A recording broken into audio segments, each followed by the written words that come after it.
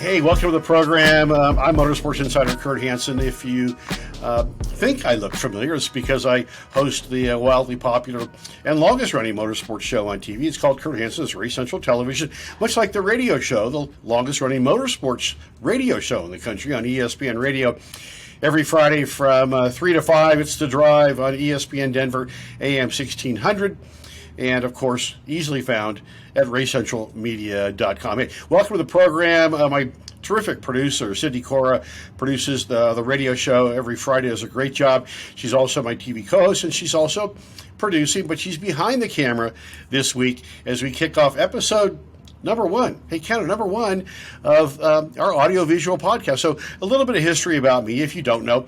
I've been doing this for about 25 years now. As they say, we're the longest running motorsports radio and television show in the country.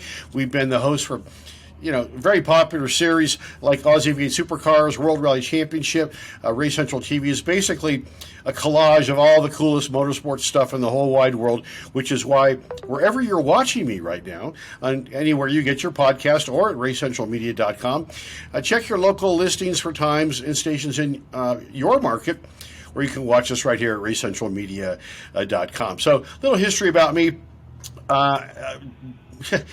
Long time ski racer, U.S. national team, raced around the globe for many, many years and didn't end up making it to the 1980 Olympics. And so thought I'd kind of do this car thing. So started racing back in 1980 with so many great names that raced in the Jim Russell Mazda series, the Pro Series, then did a little bit of Formula Atlantic, went to Europe, did some Formula 3, came back, and focused really on my business after I came back from Europe, and that was in the car biz. Lotus dealership, Alfa Romeo, Ducati bike store, restoration shop, race shop, you name it, and then decided to go pro racing with the series formerly known as Champ Car in the Champ Car World Series in the Toyota Atlantic Championship Series. So, I have won at many high levels of just about everything that I've done, whether ski racing, automobile racing. Still do a lot of racing in SVRA, RMVR, do some SCCA stuff. I do a little bit of roundy round stuff on a Legend, a hill climb here in Colorado, and a hill climb car. So I'm still very active in the sport. And I think what makes me different than anybody else out there that you may be watching or listening to is I've done it. So when I give you opinions or thoughts, it's not just a talking head reading something off the internet. There's a lot of guys out there that's kind of their jam. That's not my jam. I tend to be, and which is why this is a great format for me, very edgy, very unplugged. And we're going to start you off slowly, but we could be an acquired taste, as people have told me. But when I talk about something, like we will do in this program, number one, the thing that we're all talking about, Bubba Wallace v. Kyle Larson. I've got some opinions there. We might start it off a little more conservative in round one, but then also, my God, one of the biggest stories this year in NASCAR, and that's not just my opinion, that comes from my good friend Bob Pockris at Fox, also the amazing and very unplugged Lee Spencer, formerly of NASCAR.com. But boy, Ross Chastain, everybody's talking about Ross. It's a big deal. Some drivers liked it. Some drivers didn't like it. I'll give you my thoughts and feelings on both those topics as we get into the program.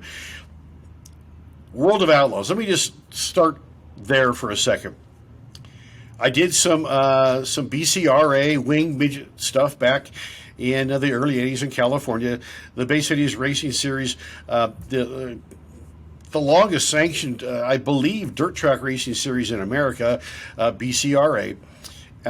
Place like Baylands Raceway Park, Calistoga, Watsonville, Chico, and Silver Dollar. Just some legendary tracks, and boy, did I really like driving in the dirt. And it taught me and really helped me in my road racing in a lot of different ways. But, I went to the Knoxville Nationals this year, the NOS Energy Drink, Knoxville Nationals, presented by Casey's. Got to get all those little plugs in there, right? And had a great time and really reinvigorated myself when it comes to the World Outlaws. We have aired a lot of World Outlaw stuff in Race Central TV over the past few years because I love it but actually going to Knoxville and getting re-engaged and re-embedded, face to face with, the Kyle Larsons, the Donnie Schatz, the Logan Schuharts, the Jacob Allens, my fellow Californian. Man, what can I say? Those Macedo kids, it really pumped me up. And the bottom line is that if you watch Race Central TV, and you can find us just about anywhere around the globe, and especially here in North America, we're on satellite, Amazon Prime, Roku, free digital over air, OTT. I mean, we're kind of in all those places. But Carson Macedo, this is a really interesting guy, and I spent a lot of time with him, not just in Knoxville, but I got so re-pumped up. I headed out to I-80 Speedway, the last ever. They're done. Stick a fork in them. No more I-80 Speedway in Lincoln, which is kind of a sad deal because it's a really great facility. They had a huge crowd for the final night ever. David Gravel, who actually won a race I co-announced with the legendary Johnny Gibson in the World Outlaw Show here in Calhoun, Colorado. I want to say it was 2017. But spent some time with all the fellows at I-80, and then, boy, what a beautiful track in Lakeside, just outside of Kansas City. Really cold, heavy track in I-80. Great race, but David Gravel does what David Gravel does do, and kind of boat raced everybody there. Carson Macedo had a good run. If memory serves me correct, I think he finished second. But Lakeside, beautiful setting in a deep forest, 70-degree night, and boy, what a great show. It was a lot of fun to spend time and get re-engaged with the NOS Energy Drink World Outlaw guys. We'll be showing a lot more in Race Central this coming season. So really good stuff there. So let me take two steps backwards to start where I started, and that is, let's talk about Kyle Larson, Bubba Wallace. Not good. I don't think that's a big risk in saying that. I get it. I've been in those situations before when I've been behind the wheel. Even now, racing as a gentleman, quote-unquote, driver in my former Atlantic car with, historic and vintage racing, which is supposed to be more, gentleman driving. I've had people come to me before and say, Kurt, this is not pro racing. Back it off a couple notches. I get it. But I've been in that scenario or situation, pro racing, and it's very reactionary. But as I have said, and I said this on my ESPN radio show last week, every decision you make behind the wheel, at the nanosecond that you make it, is the right decision. Now, a zillionth of a second later, it could be the wrong decision. But when you punch somebody with your car, not literally, hey, Bubba tried, but hit him with your four-wheeled weapon at 150 miles an hour at a place like that, and then God, Christopher Bell gets caught up in the mess. What a shame. But he made that decision inside the car. When he plays it off as well as he did initially, it's just a racing thing. No, it's not just a racing thing. Did Kyle run him up the track a little bit? Sure. That's what racing is. Was Kyle remorseful about it? Absolutely. But when Bubba decided to retaliate, that could have been incredibly, as my 7-year-old godson would say, worser. You can't do that. It's intolerable. You can't do that.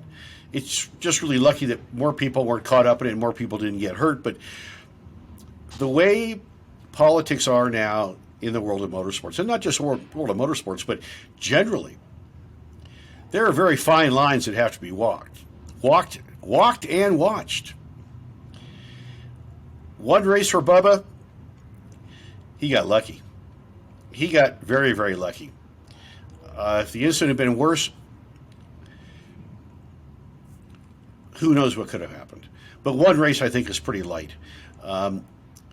Team owner Denny Hamlin, really not happy with the situation. I can't believe that Michael Jordan is very happy in the situation. I can't believe the sponsors are happy in that situation. Everything is under a microscope now. We live in a right now world. And the minute that happened, it went super viral. And it's still being talked about in all kinds of forms. Hey, me right here. The reason I'm talking about it right now, it's a hot topic. I'll be in Phoenix for the season finale in just a couple days. We'll be streaming. We get interviews with Bob Pockrass, a bunch of the drivers, Lee Spencer, so on and so forth. So you want to watch for that. Facebook/Kurt Hansen. The scenario that could play out in Phoenix is not a good one. But I don't think if there's any retaliation from the other side, or maybe retaliation from other drivers, not going to happen in Phoenix. Nobody wants to be the driver that ruins somebody's championships or championship hopes. Watch out 2023. You need to pick your time and place to send the message. And I think we saw that earlier this year with Ross Chastain. Who'd have ever thought if somebody come to you at the Clash in LA and said, who's going to be in the finals this year, or who's going to be the best story this year in NASCAR, who'd have thought Ross Chastain? I did. I said it. From our bash after the Clash party at Podium Karting here in Denver. 500 people were there. They all heard me say it. Also, Tyler Reddick. I predicted that Ross Chastain and Tyler Reddick would win races this year. Ross Chastain kind of picked up on that sooner than Tyler did. Tyler was close a whole bunch of times, but great stories. But going into the season finale in Phoenix, who's your guy? I got to tell you, of the guys that are in it, I would love to see Christopher Bell win a championship. Because Joe Gibbs Racing is a mess. And that's a topic for our next show. But Martin Truex Jr. is a very good friend of mine. I did a lot of the media, everything here in Denver, and was with Furniture Row Racing from day one to the last day when we put the hauler, they put the car in the hauler to go to Miami for the season finale. I got some insights that we'll talk about a whole lot more in our next program. But on that note, I'm going to take a quick time out. I'll be back on Motorsports Insider Kurt Hansen, Syd Cora behind the glass, as we would say. It's Kurt Hansen's Race Central audio and video streaming podcast, Unplugged. Back after this.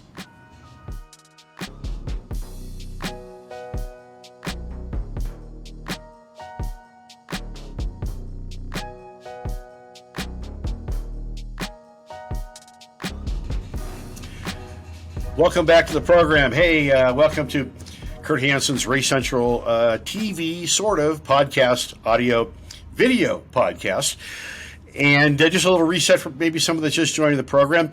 I'm 25-year Motorsports Insider Kurt Hansen. I host Race Central TV, which is the longest-running motorsports show on TV. You can probably, anywhere you're watching right now, you can find us on the old telly, or you can find us at racecentralmedia.com, as I like to say, the website that makes you a smarter and better motorsports fan. Also, Race Central Radio, Race Central and ESPN Radio, every Friday, 3 to 5. It's the drive, as we like to say, here on ESPN Radio in Denver, AM 1600, FM 104.3, The Fan, sounding resplendent and HD2, and always streaming around the country and around the globe at that silly old website, racecentralmedia.com. If you haven't been there, it's an all-new site, same old address, but heavy content. This show, our TV show, all of our podcasts that you can't see are the lovely and ever-charming Race Central TV co-host Syd the Kid doing all the hard work back there, or over there, or wherever the heck she may be, here at the Coyote Motorsports studios here in Denver, Colorado, coyotemotorsports.com, a 10-year partner with Race Central Radio and TV. So I left off last segment, and this is show number 1. So we got all kinds of cool stuff coming. We got to get this thing in the bank before I head off to Phoenix for the season finale. As I wrapped up last segment, I would love to see Christopher Bell win a championship. If something happens to Christopher, I'm totally okay with Ross Chastain, especially what he did at Martinsville. Are you kidding me? That was amazing. That was a little bit kind of video game-like, and many of the drivers didn't like it. The fans went crazy. Some drivers and teams said it wasn't a good look for the sport.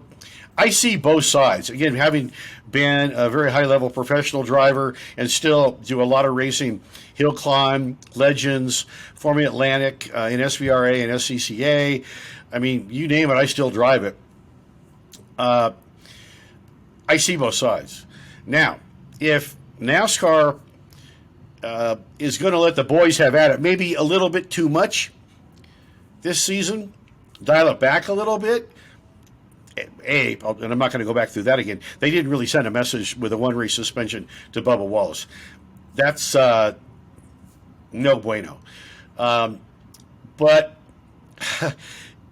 Ross did it. He got away with it. Was it planned? I don't know. When I get to Phoenix, I'm going to ask them. Maybe they'll tell me, maybe they won't. But big time move, big balls move. I love it.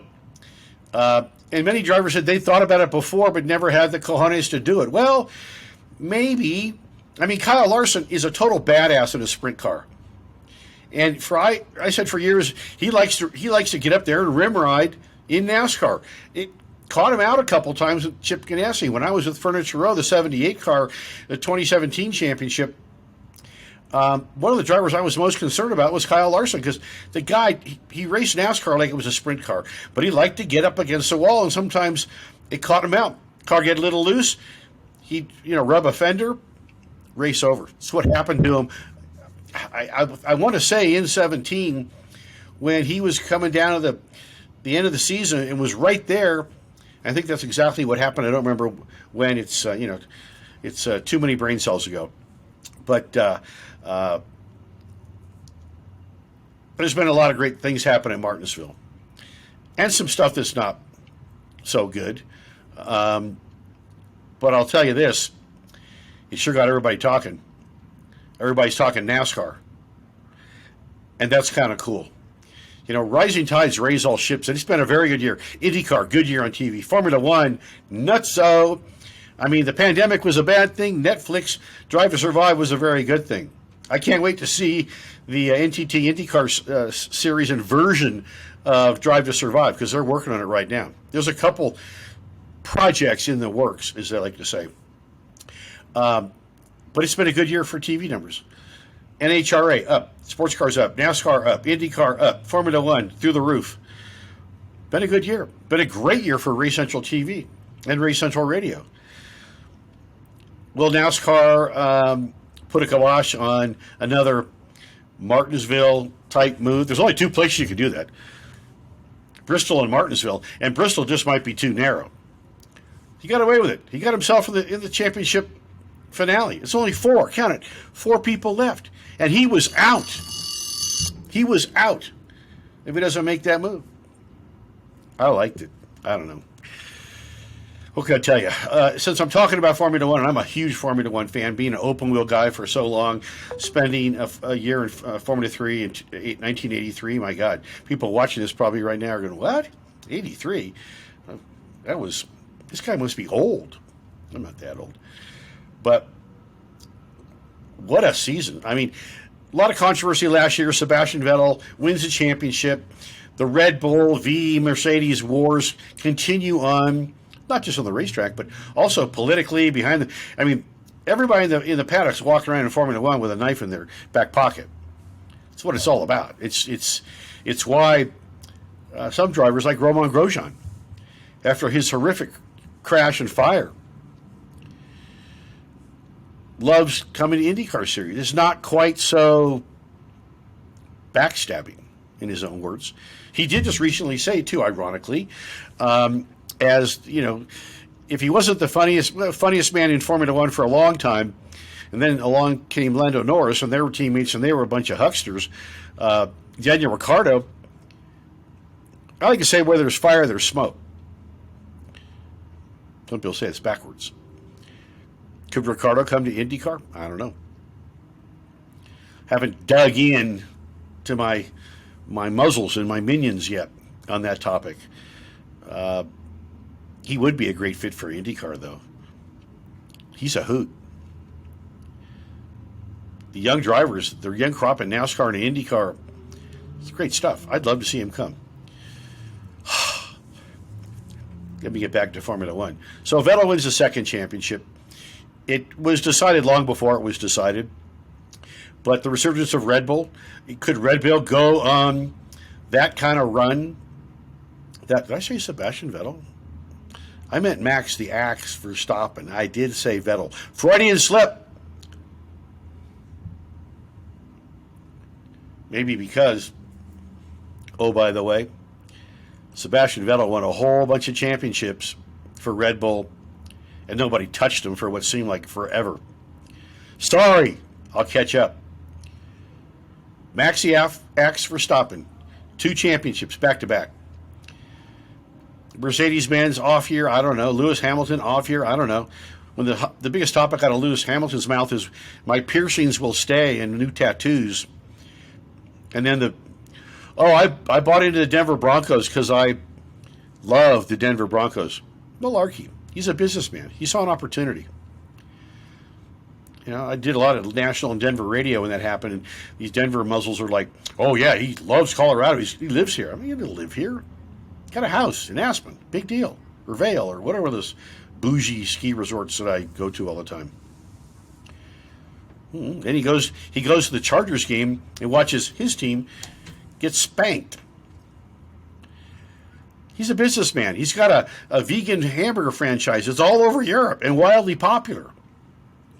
He's a businessman. Is he tired of Formula One? I don't know.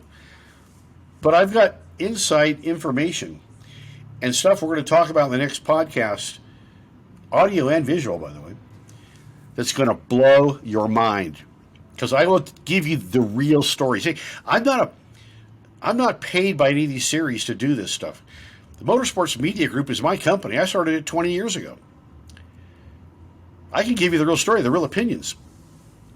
I'll tell you why, for real, there's a Lewis Hamilton involved with the Denver Broncos. And it's global. Anyway, that's my Formula One rant. Good for Max. He's crazy too. I mean, I'm tired of the Lewis Hamilton act. It's nice to see George Russell. George Russell, out-qualified and out-racist. Lewis all season long. He's just take the rattle out of his hand and the teething thing, whatever the hell they call those things, out of his mouth. Just tell him, play the game. Do what you got to do. But I do like Formula One. And it's been a pretty damn good season. Love Gasly. Love the Ferraris back in the mix. McLaren, better. Alpine, better, I guess. I don't know. What can I tell you? That's going to put a wrap on our first show here on Kurt Hansen's Race Central Radio and TV Unplugged. Let me tell you how I stand from where I sit. Podcast. You can watch us anywhere you see your podcasts, on YouTube, also at racecentralmedia.com. Hey, tune us in for the greatest names in motorsports from the front range to Formula One. As we say every Friday from 3 to 5, it's The Drive, ESPN Radio, AM 1600 here in the Mile High, FM 104.3, The Fan, HD2, and streaming around the country and around the globe at racecentralmedia.com. Hey, check your local listings for Race Central TV. We're the longest running, and we're pretty damn good at it. See when we're on the old telly, or find us on Amazon Prime, free over air, Roku, Chromecast. I could go on forever and ever and ever. Just do the search. We live in a Google world. Or again, at racecentralmedia.com. Hey, for Syd the Kid Car, STK as we call her, for putting all this together, doing a great job. She'll be joining us next edition. I'm Motorsports Insider Kurt Hansen. It's the audio-visual Unplugged podcast, and we'll see you next week.